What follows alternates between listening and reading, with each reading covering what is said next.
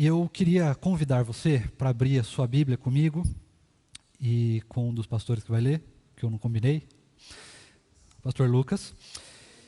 E nós vamos abrir em Gênesis, capítulo 3, primeiro livro da Bíblia, capítulo 3. Não vou dizer os versos, porque a gente vai ler ele todo, para aproveitar. Mas não se preocupe, eu não vou demorar mais de 2 horas, fique tranquilo, está tudo certo. Né? Amanhã eu estou de folga, segunda, então está tudo tranquilo. Livro de Gênesis, capítulo 3, leremos o capítulo todo na voz do pastor Lucas. Diz assim o texto de Gênesis, capítulo 3. Mas a serpente, mais sagaz do que todos os animais selváticos que o Senhor Deus tinha feito, disse à mulher: é assim que Deus disse: não comereis de toda a árvore do jardim? Respondeu-lhe a mulher: do fruto da árvore do jardim podemos comer, mas do fruto da árvore que está no meio do jardim, disse Deus: dele não comereis, nem tocareis nele, para que não morrais.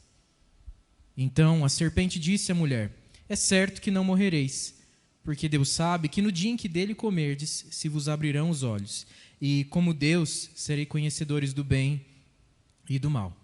Vendo a mulher que a árvore era boa para se comer, agradável aos olhos, e árvore desejável para dar entendimento, tomou-lhe do fruto e comeu, e deu também ao marido, e ele comeu. Abriram-se então os olhos de ambos, e percebendo que estavam nus, coseram folhas de figueira e fizeram cintas para si. Quando ouviram a voz do Senhor Deus, que andava no jardim pela viração do dia, esconderam-se da presença do Senhor Deus, o homem e sua mulher, por entre as árvores do jardim. E chamou o Senhor Deus ao homem e lhe perguntou: onde estás? E ele respondeu: ouvi tua voz no jardim, e porque estava nu, tive medo e me escondi. E perguntou-lhe Deus: quem te fez saber que estavas nu? Comeste da árvore que te ordenei que não comesses? Então disse o homem: a mulher que me deste por esposa, ela me deu a árvore e eu comi. Disse o Senhor Deus à mulher: que é isso que fizeste? Respondeu então a mulher: a serpente me enganou e eu comi. Então o Senhor Deus disse à serpente: visto que isso que fizeste, maldita és entre todos os animais domésticos, e o és entre todos os animais selváticos. Rastejarás sobre o teu ventre, e comerás pó todos os dias da tua vida.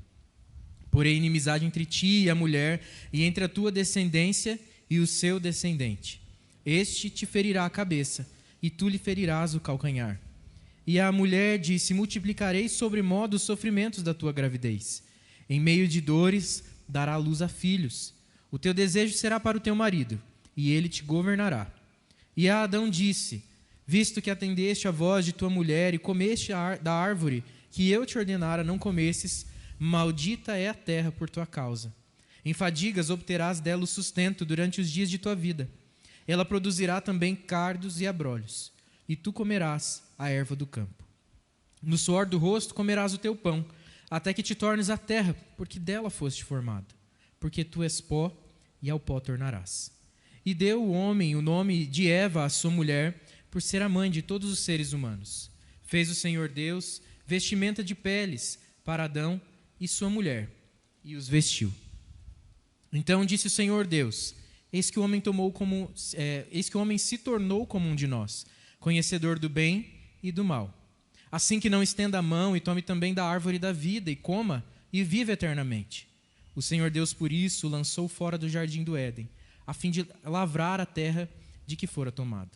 E expulso o homem, colocou querubins ao oriente do jardim do Éden, e o refulgir de uma espada que se revolvia, para guardar o caminho da árvore da vida. Vamos orar? Pai Celestial, diante de nós temos a sua palavra exposta, e agora, Senhor, nós pedimos que o Senhor tenha misericórdia de nós e fale ao nosso coração. Nós precisamos te ouvir, nós queremos te ouvir. O desejo do nosso coração é conhecer a tua boa, perfeita e agradável vontade para cada um de nós. Por isso usa a sua palavra nesse momento, fala conosco, ilumina os nossos corações para que possamos te entender e para que os nossos pensamentos, o meditar do nosso coração seja agradável ao Senhor. Te pedimos em nome de Jesus. Amém. Queridos, o livro de Gênesis, o livro das primeiras coisas, não sei se eu já cheguei a comentar isso, talvez na escola dominical, no começo do ano, Aliás, no começo do ano eu dava escola dominical todo domingo, né? Hoje em dia a gente tem uma escala de escola dominical, e o que é muito engraçado, né? Porque esse livro trata das primeiras coisas, e se nós olharmos para as primeiras coisas desse ano, as coisas estão um pouco diferentes, na verdade, quando chegamos a olhar agora. Mas ainda assim, Deus tem sido conosco. E esse livro é um dos meus, não, é o meu livro favorito de todos os tempos. Não consigo achar um livro que eu goste mais do que o livro de Gênesis. Amo esse livro. E essa passagem em particular talvez seja a que eu mais goste, porque ela nos mostra algumas condições do nosso caráter, algumas virtudes do plano de salvação de Deus que só aparecem aqui. E justamente por aparecerem aqui, tem um valor inestimável para a nossa interpretação bíblica, para a forma como nós enxergamos aquilo que Deus nos fala. E a primeira coisa que nós vemos nesse texto está dos versos 1 a 5. E é um encontro de Eva com o que a Bíblia nos descreve como uma serpente. Alguns textos posteriores vão chamar a serpente, essa cobra, seja lá o que for isso, de a serpente, ou o diabo, o antigo dragão, outras coisas do tipo. Não vem ao caso por saber se é um dragão, se é uma serpente, se é um dinossauro, se é qualquer coisa que for. Agora, uma coisa que me chama muita atenção, e eu acredito que chame a sua atenção também, que é o fato de que vamos imaginar que Eva estava de boa no jardim do Éden. Estava tranquila, estava zen, estava sossegada. Talvez descansando embaixo de uma árvore, não sei o que ela estava fazendo. Mas ela estava lá, tranquila, né? Super bem. De repente, irmãos, chega uma serpente, uma cobra, ou seja lá o que for aquilo. Mas até aí não tem problema, porque até então a gente sabe que os animais não se comiam, não precisava ter morte ainda no jardim e tudo mais. Então, até aí tudo bem. Agora, meu irmão, minha irmã, a cobra fala. Mas isso não é o pior. O pior é que ela ouve a cobra falando. Ela dá ouvidos à cobra. Meu irmão, se aparece uma cobra perto de você, você está de boa. A cobra diz, oi, tudo bom? Você, pernas para que te quero, meu irmão. Você não vai dar ouvidos para a serpente, você não vai dar ouvidos para a cobra. Mas ela parou e ouviu a cobra, ouviu a serpente, que nós sabemos que era o diabo, né? Ah, mas a cobra estava possessa do diabo, o diabo é a cobra. Como é que funciona? Não sei, não faço ideia, né? Também não vale a pena a gente ficar muito percebendo isso, porque não são discussões que não nos levam a lugar muito específico, né? O que vale é saber o que aconteceu.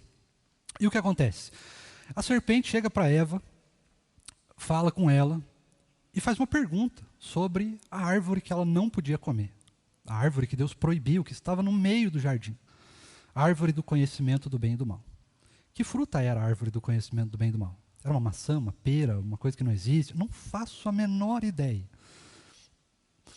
Sei que a gente não vai comer dela, né? Porque Eva já fez o trabalho, Adão já fez o trabalho por nós e a gente paga até hoje pela consequência do que eles fizeram. Agora, aquela árvore não era para ser comida, mas ela estava lá. E a serpente então pergunta, poxa, tem uma árvore lá no meio do jardim? Você já pensou em comer ela? Estou parafraseando aqui, né? Você já pensou em dar uma mordida nela, ver se é boa, se não é, o que acontece e tal? Então Eva responde à serpente, que já está errado responder a cobra, mas segue. Eva responde à serpente. E respondendo à serpente, ela diz o seguinte, olha, o Senhor Deus diz que não é para a gente comer nem tocar na fruta. Aqui entra um problema, porque os estudiosos, quando a gente vai olhar esse texto aí, vamos perceber a teologia dele, a ordem de Deus não era para não tocar, era só para não comer. Então a mulher já dá uma acrescentada na coisa aqui, que já fica meio complicado. Mas continua seguindo.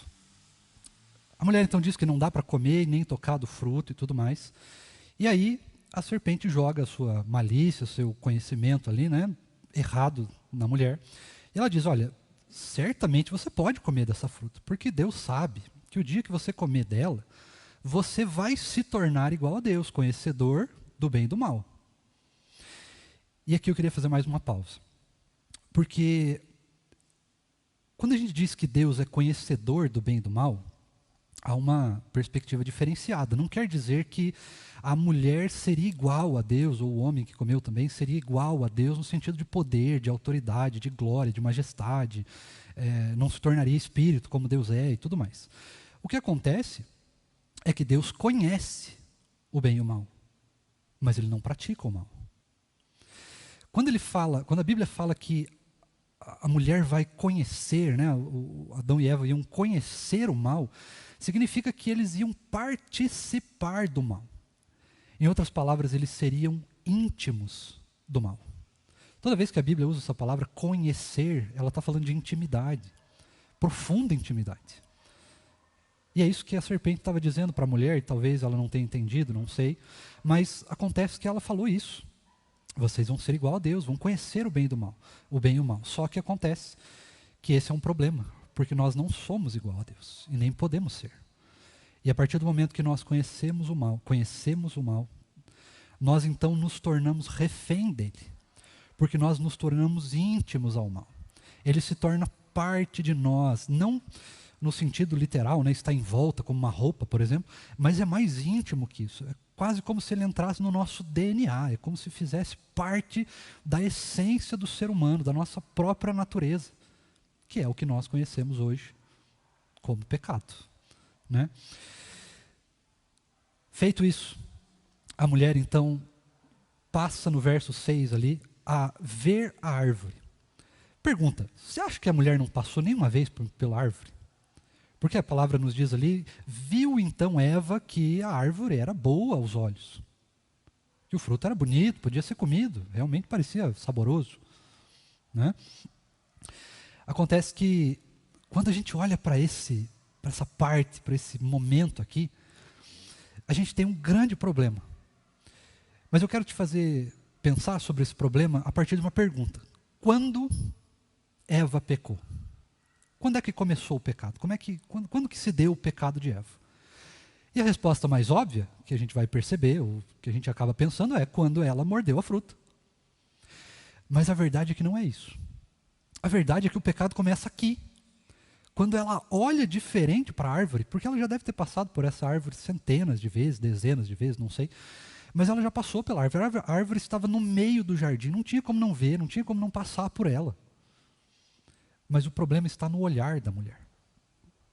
Aqui começa o pecado. E aqui eu queria pausar. Irmãos, durante muito tempo, a igreja talvez mundial, não vou nem dizer brasileira, mas a igreja mundial, ela entendeu que o pecado é uma ação. É alguma coisa que eu faço. Então, sei lá, eu bati no púlpito. Isso é pecado, pronto. A partir do momento que eu bati no púlpito, então eu pequei. Mas o problema não é esse. O problema do pecado é que ele é muito anterior à ação. Ele está muito mais profundo do que a ação. Em outras palavras, deixa eu te dar um exemplo. Tiago, pense a mentira. Mentira é pecado. Tranquilo, até aí, beleza, ok.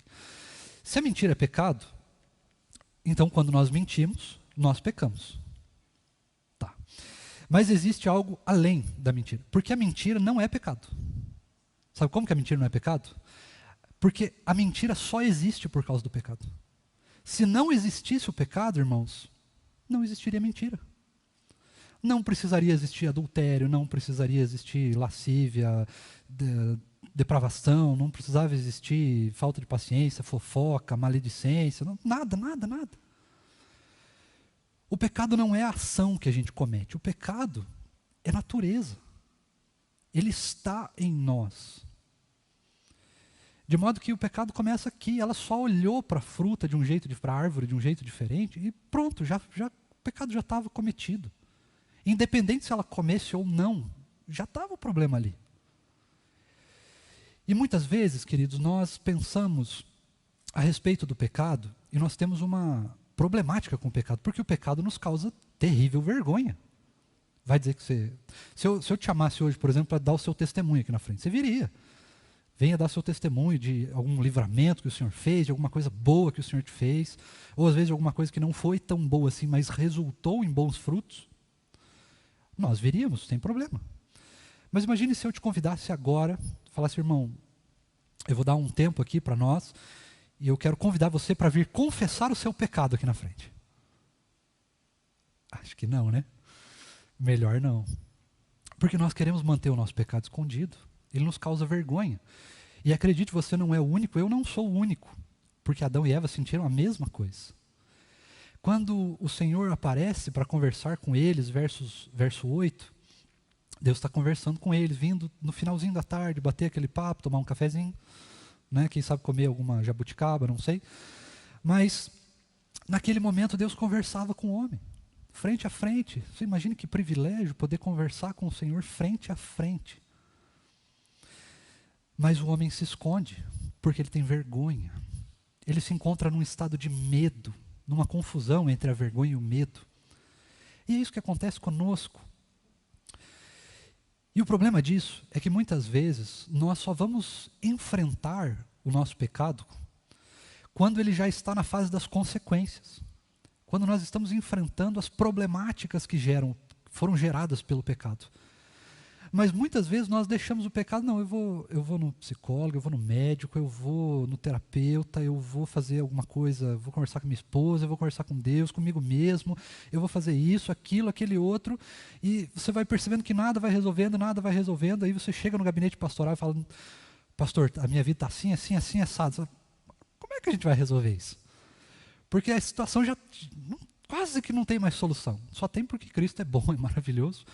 E aí nós conseguimos solução. Mas não seria muito mais fácil se nós enfrentássemos a vergonha do nosso pecado já no começo? Quando ele ainda é um pensamento só. Quando ele só passou pela nossa cabeça, acho que eu estou pensando em fazer isso. Aí você chega e procura ajuda. Olha, eu pensei em fazer isso, ora por mim, me ajuda.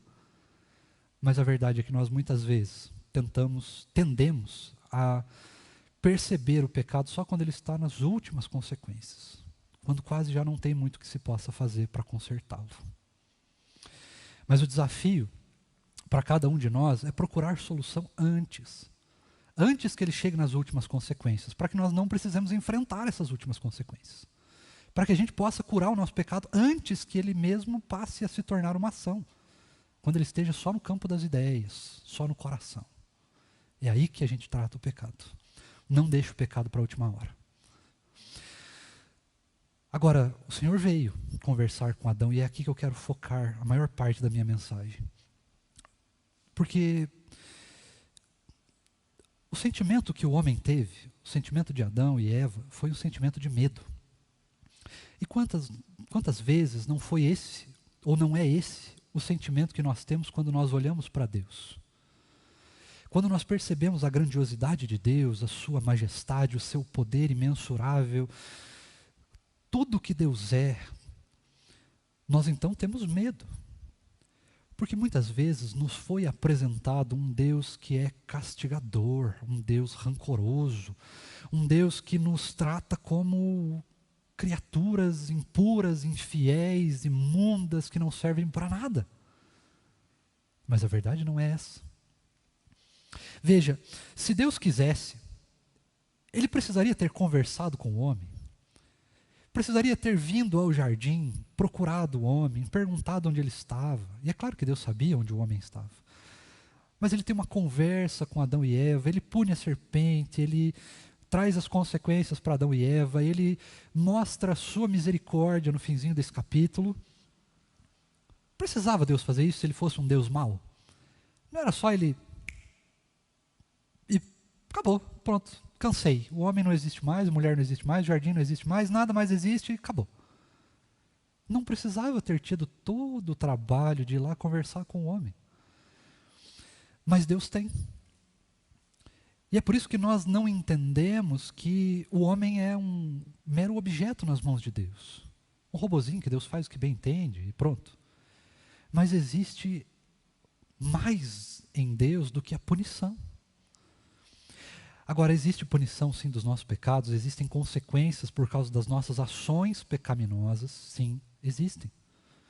Mas o fato de existirem as ações pecaminosas não quer dizer que Deus as use porque Ele é mau, porque Ele é ruim, porque Ele é rancoroso, porque Ele está se vingando de nós. Existem as consequências porque existe pecado. Se não houvesse pecado, não haveriam consequências, não precisaria. Agora eu quero que você olhe comigo o que Deus faz aqui. E é muito impressionante o que ele faz. A primeira coisa que Deus faz, ele pergunta ao homem onde ele está. Versos 8 e 9 ali. Deus pergunta então para o homem onde ele está. E é claro, irmãos, Deus sabia onde o homem estava. Deus não precisava perguntar, mas Ele quer ouvir de nós. Ele criou a gente para que nós fôssemos seres relacionais, em primeiro lugar, com Ele. E é isso que Ele nos procura. É isso que Ele nos move a fazer. A ação de Deus aqui, ela é didática. Ela busca gerar frutos no coração de Adão e Eva e busca gerar frutos no nosso coração. E aqui vale destacar que não é o homem que procura Deus, mas é Deus que o chama. E sempre foi assim. E sempre vai ser assim. Nós não vamos até Deus, é Ele que vem até nós. Até porque, por conta do nosso pecado, nós sabemos que condições nenhuma nós temos de procurar Deus, de ir atrás dEle. Até porque, se nós realmente quiséssemos, fôssemos nos entregar à nossa vontade, a nossa vontade é ficar longe dEle, é ficar com medo, é ficar fugindo, ou pelo menos tentar. Mas então Deus pergunta: Adão, onde você está? E encontrando o homem, Deus, o próprio homem responde a Deus ali, ele fala: me escondi do Senhor, eu tive medo, porque eu me encontro nu. E aí a ação de Deus, ela é incrível. Porque Deus simplesmente podia ter punido o homem. Falar: bom, você comeu da árvore do bem e do mal, então o negócio é o seguinte, meu filho, você vai ser expulso do jardim agora e não tem mais solução para você, lasque-se você. Mas não é isso que Deus faz. Deus tem uma ação completamente didática, mostrando desde sempre o seu amor e a sua misericórdia e o seu cuidado pelo homem. E a primeira coisa que Deus faz é perguntar: mas quem te disse que você estava nu? Quem te mostrou isso? Como que você sabe disso? E aí ele mesmo coloca: Adão, você comeu da árvore que eu pedi para você não comer, que eu ordenei você não comer? E é claro que a resposta é sim, não tem outra resposta. Mas o que se vale notar aqui, irmãos, é o cuidado que Deus tem para conversar com o homem, para direcionar o coração de Adão a confessar o seu pecado, a mostrar o que ele fez, quem ele é, o que tinha realmente acontecido, mesmo Deus sabendo o que tinha acontecido. E é assim que Deus nos trata. Deus não nos trata de maneira nenhuma com ódio, com rancor, com desprezo. Quando Deus nos trata, Ele nos trata mediante o seu amor, e mediante o seu amor, sim, existe justiça, Deus também é justo, mas Deus só é justo por causa do seu amor. Se Deus não fosse amor, a justiça de Deus não seria justiça, ela seria vingança. Mas Deus não é vingança, Ele é justo, e a justiça de Deus procede do seu amor. E é assim que Deus nos trata, é através do seu amor. E o segundo desafio dessa noite é que você não olhe para Deus como se Ele fosse um Deus mau, como se Ele fosse um Deus que só pune, ainda que as consequências do pecado existam. Mas elas existem só por causa do pecado, e não porque Deus é mau, porque Ele é rancoroso, porque Ele é odioso, vingativo, nada disso. Deus é amor, e sempre será, porque Ele é o mesmo ontem, hoje e sempre. Esse é o segundo desafio, Deus é amor. Mas o texto continua. Deus então mostra para o homem quem ele é, o que ele fez, tem toda a paciência de lidar com o homem, mas aí o homem, em vez de se arrepender do seu pecado, fala: não, realmente, Deus, eu comi da árvore, me perdoe, eu vacilei, pisei na bola. O homem então faz algo ainda pior, talvez, do que simplesmente ter comido a fruta. Ele põe a culpa em Deus. Muitas vezes a gente olha para esse texto, né, e diz ali: não, o Adão pôs a culpa na Eva. Não, não foi na Eva, foi em Deus. Olha o que ele diz: foi a mulher que tu me destes. Se o Senhor não tivesse me dado essa mulher, eu não teria pecado. A culpa não é de Eva, a culpa é de Deus, segundo Adão. E aí, Deus então conversa com Eva, ainda com paciência, com toda a tranquilidade do mundo. Pergunta: Eva, o que foi que você fez, Eva? Por que você fez isso? E aí Eva então coloca a culpa em quem? No cramunhão, no coisa ruim, no diabo. E vai dizer que não é essa a nossa vida. Quando a culpa não é de Deus, a culpa é do diabo. Coitado do diabo, irmãos. Às vezes o diabo tem umas culpas que ele nem fez nada. Às vezes, gente do céu, às vezes tem uns gastos no cartão de crédito, sabe aquele gasto no cartão de crédito? E aí a pessoa fala assim, é o devorador. Não, não é o devorador. Foi você mesmo, foi o seu pecado, sua ganância, né? Consertável também, claro. Mas a vida cristã, a perspectiva da igreja sempre foi essa: a culpa não é do homem, a culpa é de Deus, porque foi ele que fez, foi ele que permitiu, ou então a culpa é do diabo, foi o diabo que fez, ele que me tentou, ele que tripudiou e fez e aconteceu e aí eu pequei. Não, irmãos, a culpa é nossa. Se existe uma ação pecaminosa, a culpa é nossa. Somos nós que devemos nos arrepender. Não adianta jogar a culpa no diabo, jogar a culpa em Deus, não vai resolver nada. Porque a culpa é nossa, o pecado é nosso. E ainda que o pecado não seja individual, sabe aquele pecado que a gente mas é só para mim. Eu pequei comigo mesmo, não vai ter consequência para ninguém o que eu fiz. Vai.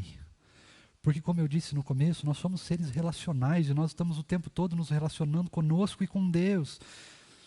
E o próprio texto de Isaías, se não me engano, no capítulo 59, diz o seguinte: as mãos de Deus não estão encolhidas para que elas não possam abençoar, nem seus ouvidos fechados para que não possa nos ouvir. Mas os nossos pecados fazem separação entre Deus e os homens. Há algo além, ainda pior, diz a respeito no Novo Testamento, sobre o homem que não tem boas práticas com relação à sua esposa. Conhece esse? Não tem boas práticas à sua esposa. E a palavra de Deus diz que este homem, quando ora, não é ouvido. Portanto, não existe pecado individual. Ainda que a culpa seja nossa, o pecado tem consequências para todos nós. Veja Adão e Eva, por exemplo. Quem comeu a fruta? Eva. Passou para Adão, comeu a fruta. Beleza, o pecado é deles, o problema é deles. Só que nós sofremos com o pecado deles. A consequência está até aqui em nós. E é essa consequência que Deus busca tratar nesse texto. Não, o cerne desse texto não é a expulsão do jardim, mas é a forma paciente como Deus nos trata, é a forma misericordiosa como Deus conversa com o homem e com a mulher. Agora veja que aqui é uma coisa muito interessante.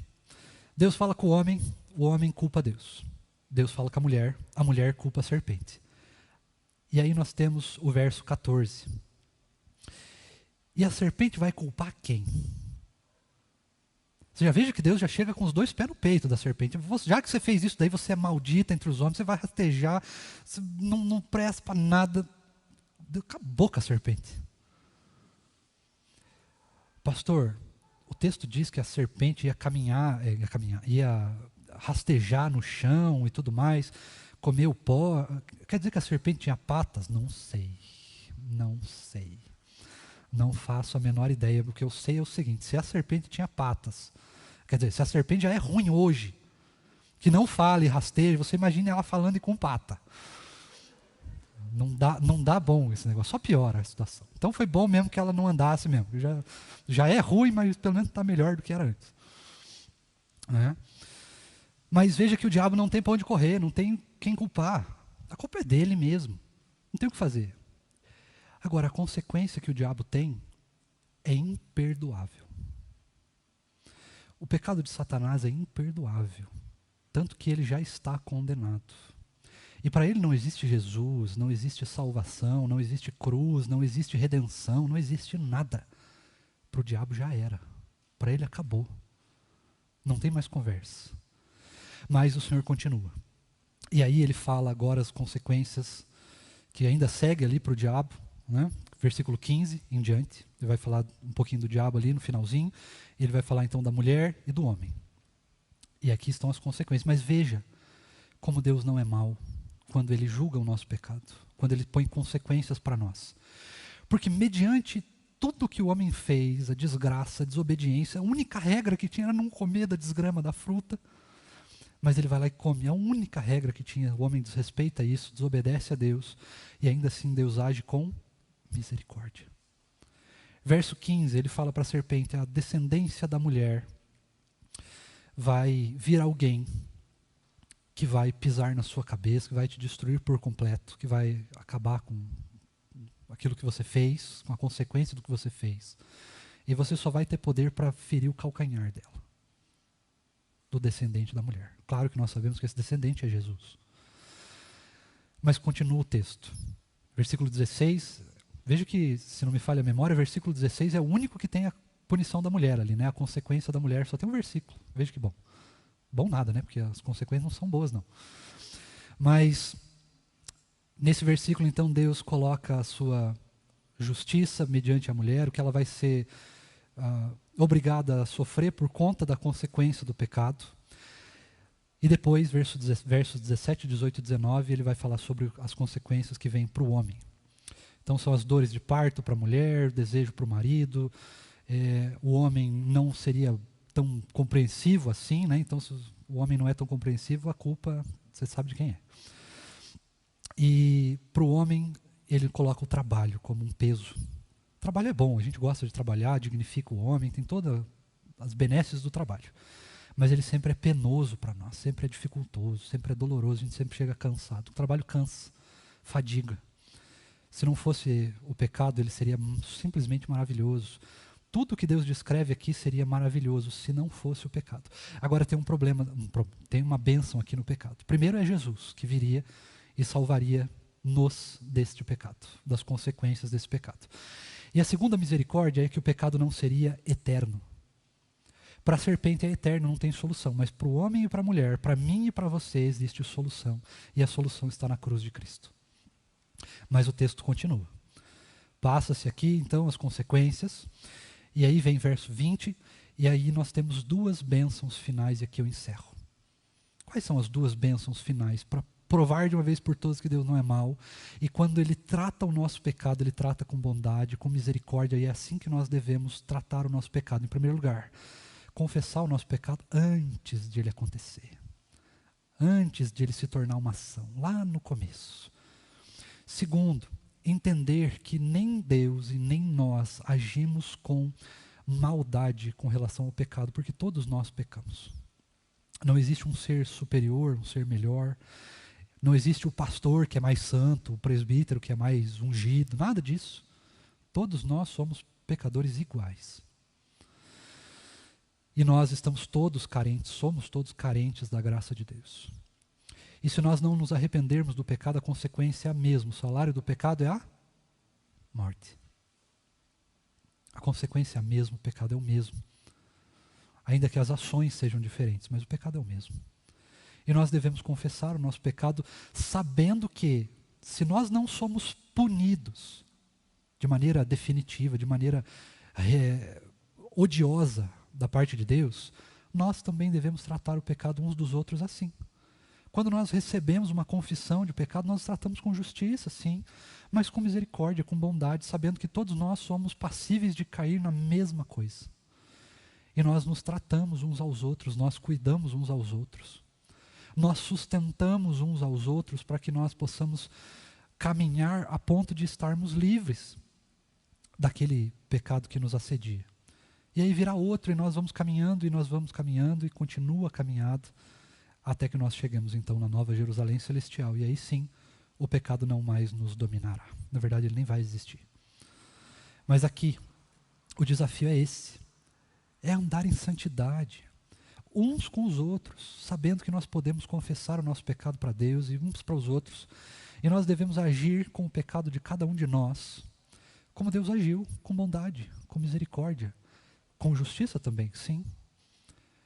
Mas ainda assim o que se sobrepõe é a bondade de Deus. Porque se não fosse a bondade de Deus, simplesmente o pecado seria eterno, não teria nenhum tipo de solução. Mas Deus coloca uma solução, Ele traz uma solução, e a solução está no verso 21.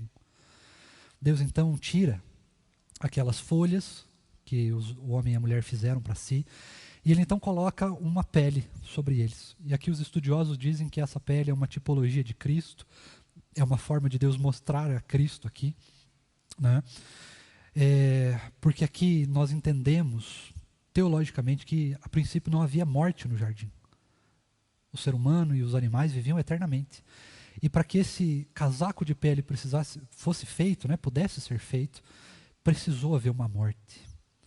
E é assim com o meu e com o seu pecado também. Precisou haver uma morte, precisou haver Cristo, precisou haver a cruz.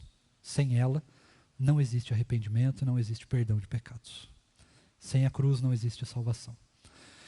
E é aqui que Deus mostra a sua misericórdia, mostrando que o pecado não terá consequências eternas, mas que ele providenciará uma solução, e essa solução virá com alto preço, da parte dele. Porque de nós mesmos, as folhas, folha seca, folha murcha, folha se desgasta e tem que ficar refazendo e refazendo. Mas Cristo não precisa ser refeito. O sacrifício de Cristo é único, precisou existir só uma vez, e não precisa haver de novo. O sacrifício é perfeito, é maravilhoso. E aí Deus então finaliza com mais uma bênção, o que parece uma maldição. Ele expulsa o homem do jardim. E aí nós olhamos para isso, nossa, Deus, como que Deus pode fazer isso? Por que Deus tão mal vai colocar o homem fora do jardim? Porque se o homem ficasse no jardim, aí sim as consequências seriam eternas, porque aí ele poderia comer da árvore da vida e não haveria solução. Mas Deus precisa sentenciar o homem, de certa forma, à morte carnal que nós vivemos, até que chegasse o tempo de Cristo, para que Cristo viesse, vencesse as consequências do pecado, e lá na frente nós pudéssemos desfrutar da vida eterna. Sem pecado. Porque se o homem tivesse comido, tivesse estendido a mão e comido da árvore da vida, aí nós viveríamos no jardim eternamente em pecado. E não haveria solução. Mas quando nós olhamos para esse texto, nós vemos um Deus que parece meio mau, que parece meio perverso, e coloca o homem fora do jardim. Mas a solução que Deus encontrou é uma solução cheia de misericórdia. E é sempre assim que Deus vai tratar a cada um de nós. Não importa quantos sejam os nossos pecados, quão graves eles sejam, quão graves eles pareçam ser, Deus sempre vai nos tratar com misericórdia. E é assim que nós devemos olhar uns para os outros, com bondade, com os olhos de Deus, com misericórdia, sabendo que todos nós somos pecadores, que todos nós carecemos da mesma graça, da mesma misericórdia, que todos nós precisamos nos arrepender, caminhar em arrependimento, caminhar em novidade de vida. Todos nós devemos estar preparados para cuidar uns dos outros deste mesmo jeitinho que Deus cuidou, mostrando as consequências, mostrando a justiça, mostrando onde o pecado nos leva sem arrependimento, mas caminhando com misericórdia, andando uns com os outros. Deus não deixou de andar com o homem. Pelo contrário, ele continua até hoje. E a promessa de Jesus é que ele estaria conosco até a consumação dos séculos. E é esse Cristo maravilhoso que nós vamos agora celebrar na cruz. É essa obra perfeita de Cristo que nós celebramos na cruz. É esse cuidado maravilhoso que Deus teve com Adão e Eva, e esse cuidado maravilhoso que Ele tem conosco. E este cuidado maravilhoso que nós devemos ter uns para com os outros. Que assim o Senhor nos abençoe.